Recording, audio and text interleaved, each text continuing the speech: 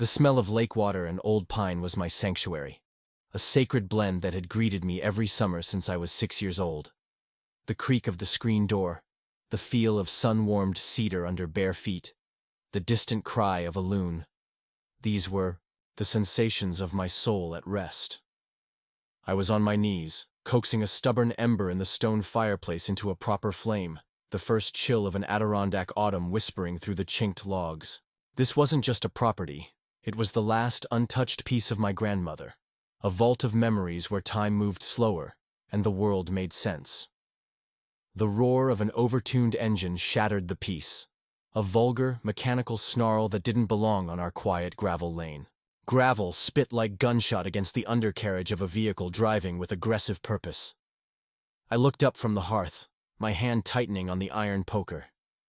Through the window, I saw a silver Lincoln Navigator, polished to a blinding sheen, slammed to a halt in a cloud of dust. The door flew open before the engine even died. Brenda Hopewell, the HOA president, hit the ground like an invading general. She was 60, dressed in immaculate white capris and a navy blazer with a gaudy gold HOA pin shaped like a loon, a symbol she had co-opted and weaponized. Her face, pulled taut by one too many consultations with a plastic surgeon, was a mask of righteous fury. She didn't knock. The front door, warped by decades of humidity, usually required a shoulder shove to open. She knew this. She'd been here before with her measuring tape and her violation notepad. This time, she simply stormed it, throwing her weight against the old wood until it flew open with a splintering crack. "Mr. Croft, this ends now!"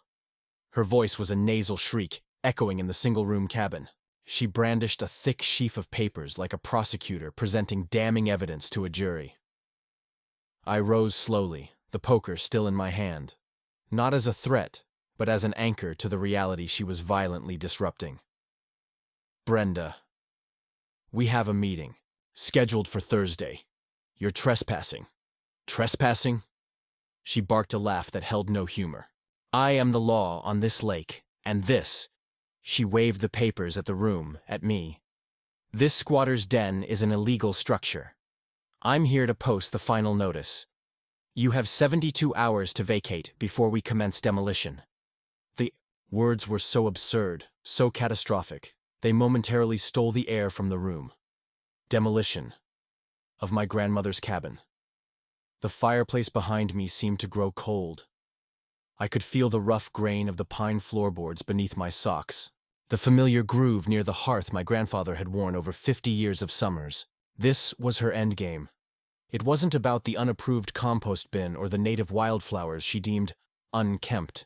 It was about eradication. But I wasn't alone. From the shadowed alcove that served as the tiny kitchen, a man stepped into the light. He'd been quietly pouring a cup of coffee, a guest allowing his host to handle a minor domestic irritation. He moved with a calm, deliberate authority that instantly altered the chemistry of the room. He was in his late 50s, with a strong, lined face and a gaze that missed nothing. He didn't say a word.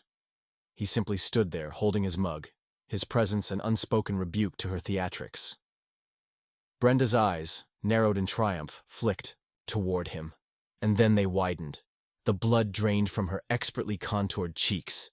The righteous set of her jaw went slack. The stack of demolition notices trembled in her hand. She knew him. Everyone in the state knew him. His face was on the evening news, in the papers, at press conferences about public corruption and environmental protection. He was the state attorney general. He took a slow sip of his coffee. The steam wreathed around his face. The silence was heavier than any outburst could ever be. He finally spoke, his voice a low, measured rumble that seemed to absorb all the oxygen Brenda's entrance had stolen. "Ms. Hopewell," he said, and the use of her name was like a gavel drop. "I'd ask you to explain this demolition order, but I believe I just heard it all. The law on the lake. That's a fascinating title.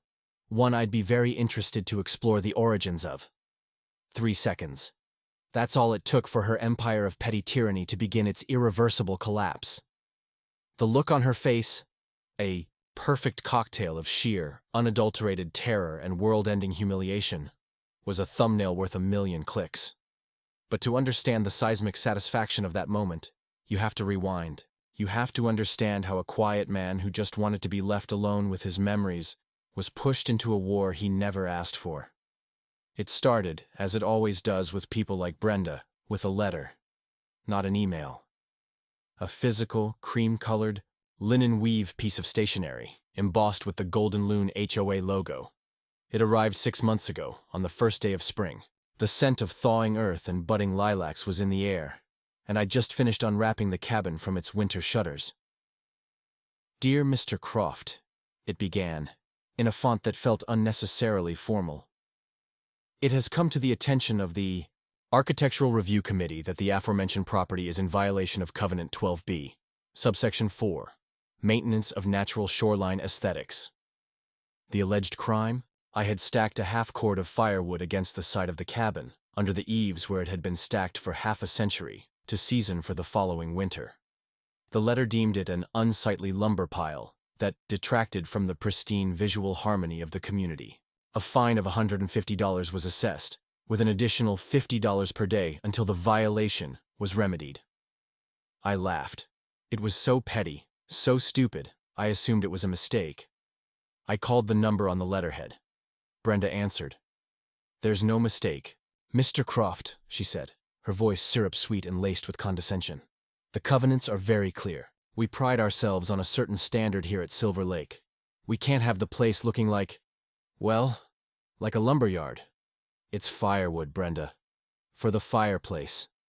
Inside the cabin you're demanding look a certain way. The rules are the rules," she chirped. It would become her mantra. "We all agree to them when we buy here. If you can't handle the standards, perhaps a different community would be a better fit." That was the first knowledge bomb, the one they never tell you about in the closing documents. An HOA's power is almost entirely contractual. It's not a government entity. It's a private corporation you are forced to join upon purchase, and its authority is derived from the covenants, conditions, and restrictions, the CC&Rs, you ostensibly agree to abide by. But those documents are hundreds of pages of dense legalese, and no one reads them. People like Brenda count on that. I paid the fine. I moved the woodpile, grumbling, to the one spot she deemed acceptable, a dank, muddy patch behind the outbuilding that ensured the wood would never properly dry. It was a minor annoyance, a mosquito bite. I didn't know it was the first probe, testing my defenses. The next violation was for the flagstone path my grandfather had laid from the dock to the cabin. It was unapproved hardscaping. The wild rose bushes my grandmother planted were unpermitted vegetation. Each notice was followed by a phone call, her voice dripping with faux sympathy. "We just want to help you bring your property into compliance, Eli. We're all friends here." But we weren't friends. I was a legacy owner. My family had been on this lake since the 1950s, before the HOA even existed, before the executive retreat McMansions started gobbling up the shoreline. My modest, cedar-shingled cabin with its hand-pump well and composting toilet was a relic, a stubborn piece of authentic history, in a sea of faux rustic granite and smart home technology. It was a reminder of what the lake used to be, and for Brenda, whose $1 million log cabin had a sub-zero fridge and a home theater, my existence was an affront, a blot on her perfectly curated landscape. The escalation was deliberate, tactical. A Tuesday fine for a kayak left on the dock, overnight. A Wednesday notice threatening a lien for the unauthorized repair of a rotted step, even though I'd used identical materials. Then, the Thursday smear campaign began. I was at the local general store, the Pine Pantry, picking up supplies. Old man Henderson, who'd run the place since I was a boy, wouldn't meet my eye. His usual cheerful banter was gone. He just rang up my items in silence. "Everything all right, Walt?" I asked. He finally looked at me, his face grim. "Heard. You're causing quite a stir up there, Eli. Brenda Hopewell was in here yesterday, telling folks you're running some kind of unlicensed rental operation, that you've got strangers coming and going at all hours, a real disruption to the community."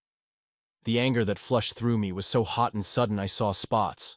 I'd never rented the cabin, not once. The only people who stayed there were me and occasionally a few childhood friends, men I'd known for 30 years. This wasn't about rules anymore. This was about character assassination. That's when I knew I wasn't dealing with a busybody. I was dealing with a sociopath with a real estate license and an unchecked God complex. She wasn't going to stop until she had a reason to. And the second knowledge bomb, the one I learned, from a late-night deep dive into state property law, began to glow in the back of my mind. In many states, properties with deeded lake access hold something called literal rights. These are ancient, powerful property rights that predate most HOAs and can, in certain cases, supersede HOA authority regarding shoreline use and structures. My cabin's deed was old, messy, and filled with arcane language. I'd never given it a second thought. Now, it was all I could think about. I started digging. I spent days in the county clerk's archive, my fingers getting dusty from old plat, maps, and deed books. I found the original covenants from 1972 when the HOA was formed. And there, buried in a footnote on the third page, was a tantalizing vague reference to pre-existing, non-conforming structures. It was a legal term for something that was already there before the rules existed, and was therefore often grandfathered in. My cabin was certainly that. But the language was fuzzy, open to interpretation. I needed a professional. I needed a lawyer. But good lawyers cost money. I didn't have to fight a war I never wanted. I felt trapped, isolated. The beauty of the lake had turned sinister. The call of the loons sounded like warnings. The smell of pine felt cloying, like the air in a coffin. And then, on a day when the pressure felt like a physical weight on my chest, I got my break. An old college friend, a political reporter for the Albany Times-Union, called me back. I'd left him a vague message weeks earlier, just venting. An HOA tyrant on Silver Lake? Sounds about right, he chuckled. Listen, Eli, I can't help you legally, but I might be able to get you an audience. The AG's office is launching a new initiative on homeowner rights and predatory HOAs. They're looking for test cases, real, compelling stories of overreach. They want to meet people on their own turf, see the problems firsthand. You still have that incredible cabin? My heart hammered against my ribs. This was it. This was the pivot. I gave him Brenda's name. He whistled. Oh, wow. Her. We've heard her name before. Something about a wetlands violation she somehow got dismissed for a donor. Yeah, the AG will definitely want to hear about this. We set a date. The Attorney General himself would come. He had a meeting in Lake Placid and would stop by on his way back to Albany. It was to be an informal, fact-finding visit. No press, no aides, just a conversation on the dock. The day he arrived, the lake was still and perfect, a sheet of glass reflecting the fiery autumn foliage. We talked for an hour. I showed him the violation notices. I pointed out the offensive woodpile, the unpermitted path. I told him about the whispers at the general store. He listened intently, his eyes taking in everything, not just the cabin, but the whole context. The sprawling mansions, the stark contrast of my simple home. He understood the story without me having to spell it out. It was about class, about power, about the erasure of history under the steamroller of privileged conformity. We walked inside to get out of the chill, and I knelt to build that fire, to offer my guest some warmth against the cold that was starting to bite. And that's when the roar of the navigator echoed up the lane. That's when she stormed in, papers in hand, ready to deliver her final, triumphant blow. She had come to declare herself the law on the lake. She just had no idea she was standing in the same room with the one man in the state who could actually make that claim. The color had not returned to Brenda's face. The demolition orders fluttered from her numb fingers, scattering across the wide plank floor like fallen leaves. The Attorney General placed his mug on the mantel with a deliberate click. The sound was deafening in the silence. 72 hours, he repeated, his voice quiet but carrying the immense weight of his office. Based on what authority, precisely? Brenda opened her mouth, but only a faint, strangled squeak emerged. Her eyes were darting between us, trying to process a reality that was shattering her own. The HOA president who terrorized a community was gone, replaced by a woman who was suddenly, terrifyingly aware of the abyss she was staring into. I looked, from her ashen face to the calm, determined face of the state's top lawyer. The poker in my hand felt lighter now. It was no longer a tool for a fire. It was a symbol. The fight was no longer mine alone. It was hers. And it was just beginning. Where are you watching from? Comment your city right now, because what happened next wasn't just a takedown. It was an annihilation. And you need to see how it ends. The only sound in the cabin was the soft, greedy crackle of the fire finally catching hold in the hearth. It was a homely, comforting sound that stood in violent contrast to the frozen tableau in the center of the room. Brenda Hopewell looked less like a person and more like a statue of one, carved from wax and left too close to a heat source. Every carefully constructed layer of her authority, the blazer, the pin, the perfectly coiffed hair, seemed to be melting away under the silent, appraising gaze of the Attorney General. His question hung in the air, simple and devastating. Based on what authority precisely? Brenda's mouth worked soundlessly. Her eyes, wide with a terror so profound it was almost religious, darted from the AG to me, to the scattered demolition notices on the floor, as if one of us might provide her with a script for a reality she had never anticipated. The smell of her perfume, a cloying floral cloud she'd brought in with her, now battled with the honest sense of wood smoke and pine. She lost. The HOA board. She finally stammered, her voice a thin, reedy thing. The covenants. The vote was unanimous.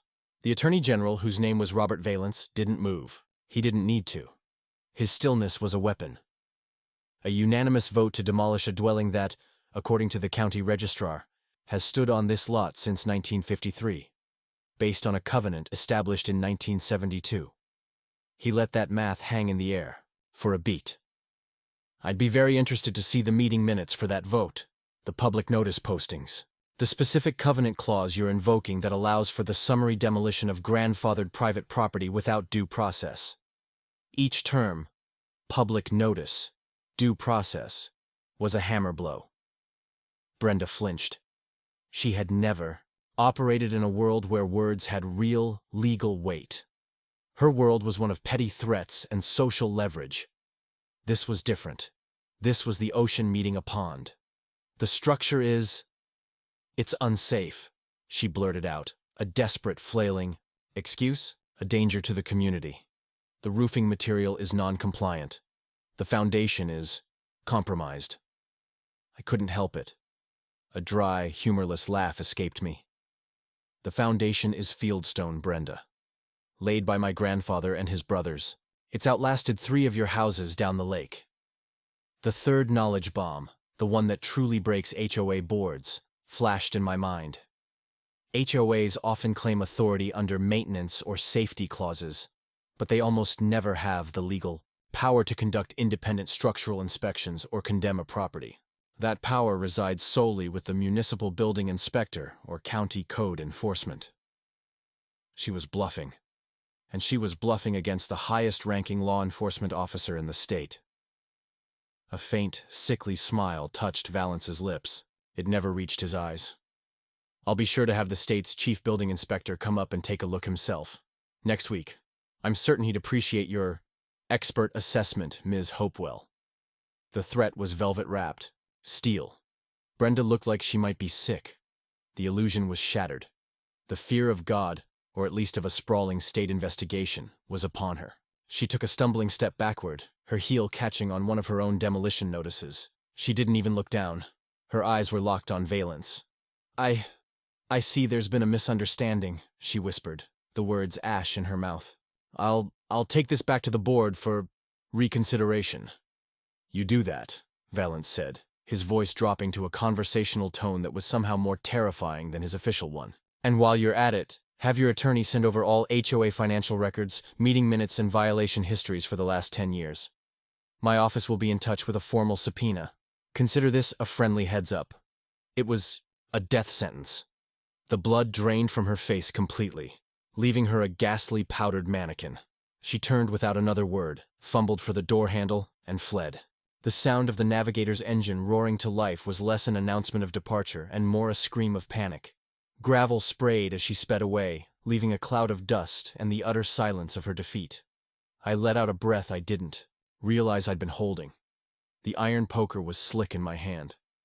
I leaned it against the fireplace, my legs suddenly weak. The cabin felt different. The same smells, the same sounds, but the air had been cleansed.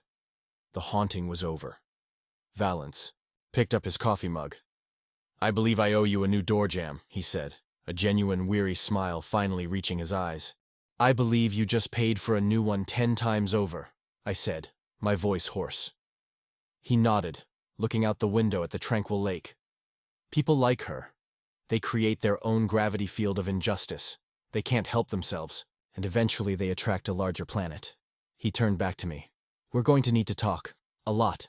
This isn't just about your cabin anymore, Eli." I knew he was right. The battle of the moment was won, but the war was just declared. And Brenda Hopewell, cornered and humiliated, was at her most dangerous. What would you have done in that moment? Celebrated? Called everyone you know? I felt a cold dread settle in my stomach. I'd just poked a hornet's nest with the world's biggest stick, and the hornets were now awake, angry, and looking for any other way to sting. The following week was a study in eerie quiet. The lake was still. No letters came. No silver navigator prowled the lane. It was the calm after the storm, and it set, my teeth on edge. I knew it was the silence of an animal licking its wounds, not of surrender. I used the time to dig deeper. Valance's team had requested every document I had, but I needed to understand my enemy. My background wasn't in law. It was in historical archives. I was a researcher. My skill was finding the story buried in the dust. And Brenda Hopewell had a story. I started at the county clerk's office again. But this time, I wasn't looking for my own deeds. I was looking for hers. I traced the purchase of her property, a massive waterfront lot that had been carved out of an old scout camp in the late 90s. The sale was straightforward. But then I pulled the permits. The original permits for her rustic retreat were for a 2,500 square foot cabin. The final certificates of occupancy were for a 6,000 square foot mega lodge with a 3-car garage, a boathouse, and an extensive deck system. The math didn't add up. I spent a full day cross-referencing permit applications with inspection sign-offs. The trail was a mess of amendments and revisions, all rubber-stamped by the same now-retired county inspector. Then I found it. A single-line item in a long list of permit variances. It was for wetlands mitigation. Her property included a sensitive spring-fed marsh that drained into the lake. State law was very clear. You couldn't build within 150 feet of it. Her deck, her sprawling stone patio, and a corner of her garage sat squarely within that zone. The permit showed a hand-scribbled note from the inspector. HOA variance granted per ARC. See attached. My heart started to hammer. The HOA's Architectural Review Committee, which Brenda chaired, had no authority to override state environmental law. None. Yet here it was, in black and white. She had used her own HOA as a phantom government to greenlight her own illegal construction. The hypocrisy was breathtaking. This was the vulnerability, the crack in her armor. But it was old news. The statute of limitations had likely expired. It was a character reveal, not a legal weapon. The weapon came from an unexpected source. The community itself. Emboldened by the rumors of Brenda's very public, very humiliating retreat from my cabin, others began to quietly reach out.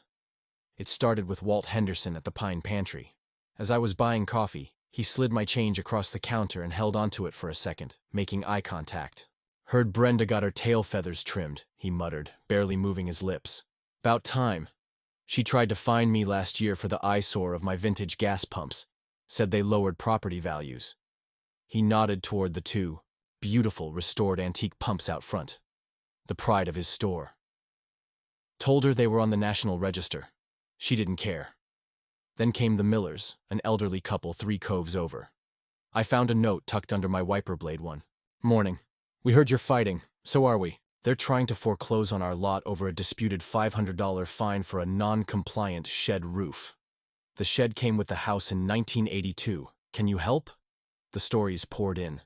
A young family harassed into selling their smaller camp because their children's swing set was commercial-grade equipment. A widow on a fixed income facing thousands in fines for not installing the approved and exorbitantly expensive brand of Dock Boys. Brenda's reign of terror was vast, petty, and financially motivated. Every fine was revenue. Every forced sale was an opportunity for one of her real estate friends to snap up a waterfront property for a song and flip it to a wealthy downstater. She wasn't just a bully. She was a predator, running a protection racket under the guise of community standards. I compiled everything. The permit discrepancies, the stories of harassment, the financial shakedowns. I sent it all to Valence's office. The return email was terse. Received. Investigating. Watch your back. The silence broke on a Tuesday morning, not with a letter but with a visitor. A man in a cheap suit and a too-tight tie carrying a professional-grade camera. He introduced himself as a reporter from a small sensationalist blog I'd never heard of, the Empire State Guardian. "I'm doing a story on out-of-state influencers trying to undermine local community standards," he said, his voice slick and insincere. He already had his camera out, angling for a shot of the cabin that made it look derelict. "I understand you've been leading a campaign of harassment against the HOA president, a respected community pillar, that you're refusing to pay your fair share for lake maintenance, forcing your neighbors to subsidize your lifestyle." The smear campaign had gone nuclear. She was playing the victim, painting me as the aggressive outsider. It was a brilliant, vicious tactic. If you can't win on the facts, poison the narrative. I told him to get off my property. He left, but not before taking dozens of photos. I felt a fresh wave of isolation. This was a battle fought in the court, of public opinion, and she had the megaphone. The next day, the real blow fell. It wasn't from the HOA, it was from the bank. A registered letter informed me that my application for a home equity loan, a loan I had never applied for, had been denied due to a lien placed on the property by a third party. I felt the world drop out from under me. A lien? I scrambled for the phone, calling the county clerk. It was true. The Golden Loon HOA had placed a lien on my cabin for $15,000 in outstanding fines, legal fees, and lake use penalties. It was a fiction, a complete fabrication. But it was a piece of paper on file with the government. It was a cloud on my title. It would stop any sale, block any loan, and cripple my credit. It was a way to strangle me financially without ever having to set foot on my property again. The cold, bureaucratic finality of it was worse than any screaming fit. This was Brenda shifting tactics. The storming, emotional tyrant was gone, replaced by a cold, calculating administrator, using the system itself as a weapon. She had learned her lesson about direct confrontation. Now, she would bury me in paper. Was sitting at the old pine table, the lien notice shaking in my hand, the taste of copper fear in my mouth when my phone buzzed. It was an unknown number from Albany. "Eli Croft?" a woman's efficient voice asked. "Yes?" "Hold for Attorney General Valence, please." There was a click. Then his voice, no longer the calm, conversational tone from the cabin, but sharp and focused. "Eli, the lien. I just heard. Don't touch it. Don't respond to it. It's a trap." "A trap?" I managed to say. "It's procedural entrapment. If you pay even $1 toward it, you legitimize the entire fraudulent debt. If you challenge it in the wrong court, you acknowledge their jurisdiction over the matter. They want you to panic and make a mistake." He paused, and I could hear papers shuffling. "But they've made a bigger one. They've committed fraud on a government document. That moves this from a civil dispute to a criminal matter. My matter." A tiny spark of hope cut through the dread. "What do I do?" I asked.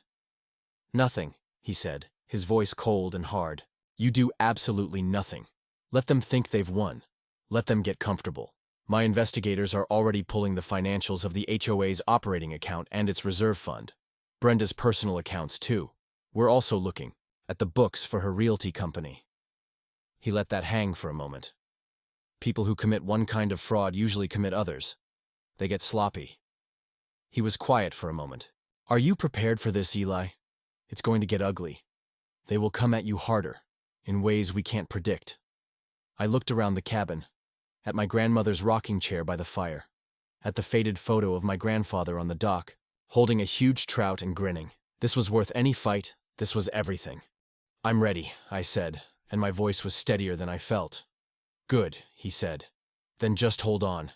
The next move is theirs. And based on what we're already finding, it will be their last." The line went dead. I was left with the silence and the pounding of my own heart. The calm was over. The storm was coming back. But this time, I wasn't facing it with an iron poker. I was facing it with the full force of the state, and Brenda Hopewell, in her arrogance, had just handed them the rope. Have you ever had a lien falsely placed on your property? Comment yes if you have. Let's see how many of us have been victimized by this tactic. The next move she made was so stupid, so arrogant, it almost cost me everything. But it also handed me the win of a lifetime. You won't believe what happened next. The notice came not on linen paper, but as a mass email and a flyer nailed to every community bulletin board. It screamed in bold, all caps Helvetica, "Emergency show meeting, tonight. 7 p.m., Lake Clubhouse, all members must attend." It felt less like an invitation and more like a conscription. The air that evening was charged with a wet, metallic tension, the smell of a coming storm rolling off the lake. The cicadas were screaming in the pines, a frantic, buzzing chorus that set my nerves on edge. I stood at my window, watching the parade of headlights snake toward the clubhouse. Each set of beams was a silent accusation. Brenda's smear campaign had done its work. I was no longer just Eli Croft. I was the problem, the agitator, the man who'd brought the state's wrath down on their peaceful community. The taste of coffee in my mouth had gone sour with anxiety. My phone buzzed. A text from an unknown number. It was from Valence's investigator. Phase 2 is a go. We're locked and loaded. Just keep her talking. Let her hang herself. A second text followed. A video file. The caption read, "For when the time is right." I didn't watch it. I didn't need to. I knew what it had to be. I slipped the phone into my pocket, its weight feeling like 1,000 pounds. This was it. The final play. I walked out into the oppressive evening, the gravel crunching like bones under my boots, and joined the procession. The Lake Clubhouse was a monument to Brenda's taste. Soaring ceilings with massive fake wood beams, a gigantic stone fireplace that had never held a real fire, and walls lined with glossy photos of the community. Always with her at the center, wielding oversized scissors at a ribbon cutting or smiling blandly behind a gigantic ceremonial check. The air was thick with the smell of cheap perfume, nervous sweat, and the cloying sweetness of pesticide from the perfectly manicured floral arrangements. Every chair was filled. The room hummed with a low, anxious murmur. I took a seat in the back, near the door. Eyes flicked toward me, then quickly away. I was a ghost at the feast. Brenda sat at the head table, flanked by her sycophants on the board. She was restored, her composure a brittle shell of makeup and forced smiles. She wore a bright red blazer tonight, a power color. The golden loon pin was fastened proudly to her lapel. She gavelled the meeting to order, the sound like a gunshot. "Friends, neighbors," she began, her voice amplified by the microphone, dripping with a concerned maternal warmth. "We're here tonight to address a grave threat to our community, to our way of life. An outsider, aided by a politically motivated overreach from Albany, is attempting to dismantle the very rules that protect our property values and our peace." She didn't say my name. She didn't have to. Every head in the room knew. She spoke for 20 minutes, a masterclass in manipulation. She painted a picture of a community under siege, of sacred covenants being trampled, of the threat of state-controlled property. She invoked the specter of plummeting home values, of rampant construction, of the beautiful, pristine lake turning into a chaotic, unregulated free-for-all. She was selling fear, and the audience was buying it. Nods of agreement, muttered affirmations. Then, she pivoted. "And to protect ourselves, to fund the legal defense of our beloved community, the board has voted to levy a special emergency assessment." A projector flickered on, displaying a spreadsheet. "A one-time fee of $5,000 per household, payable within 30 days. A gasp went through the room. $5,000. For many of the retirees and middle-class families in the room, that was a crippling sum. The fear in the air curdled into anger, but it was misdirected. They weren't angry at her. They were angry at the threat, at me, at the state. She had channeled their panic perfectly into a revenue stream for her own defense. This was her masterstroke. She wasn't just trying to win. She was going to make the entire community pay for the privilege of keeping her in power. The fourth, knowledge bomb, the one that makes blood run cold, clicked into place in my mind. An HOA board can levy special assessments with a majority vote for almost any reason they deem an emergency, and they can lien and foreclose on your home if you don't pay. It's one of the most terrifying and unchecked powers they possess. An elderly man in the front row, Mr. Gable, stood up, his voice trembling. "Brenda, 5,000. My wife is sick. We're on a fixed income. We can't." Brenda's smile was a razor cut. "I understand, Carl. I really do. But we all have to sacrifice to protect what we love. Perhaps you should have thought about unforeseen expenses before choosing to live in a managed community." The cruelty was so naked, so vicious, it sucked the air out of the room. Carl Gable looked like he'd been slapped. He sank back into his chair, defeated. That was my cue. The anger that had been a cold stone in my gut now burned white hot. I stood up. "Choosing?" I said, my voice cutting through the stunned silence without the need for a microphone. "Is that what you call it when you fabricate fines to force people out? When you use fake liens to try and steal their homes?" Every head swiveled toward me. Brenda's eyes widened, then narrowed into slits of pure hatred.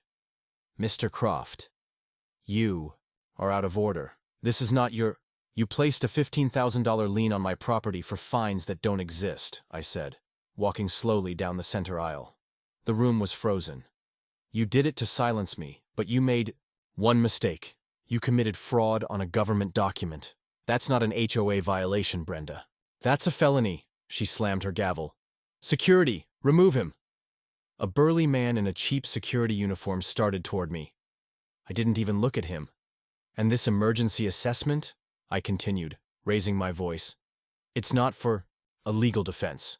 It's to cover the money you've already embezzled from the HOA operating account." The room erupted. Shouts of, "What? Liar!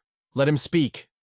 Brenda was on her feet, her face a mottled purple, screaming into the mic for order, but she'd lost control. I reached the front.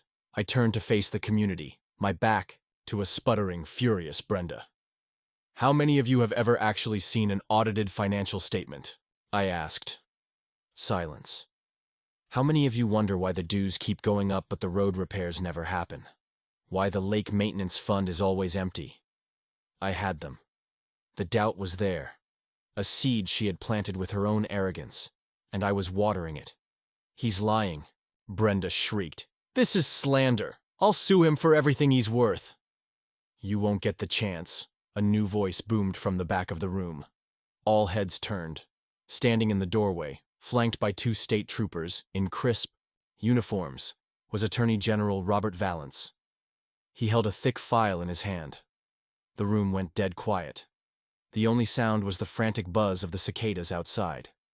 Valance walked down the aisle with the grim finality of a pallbearer. He didn't look at me. His eyes were locked on Brenda.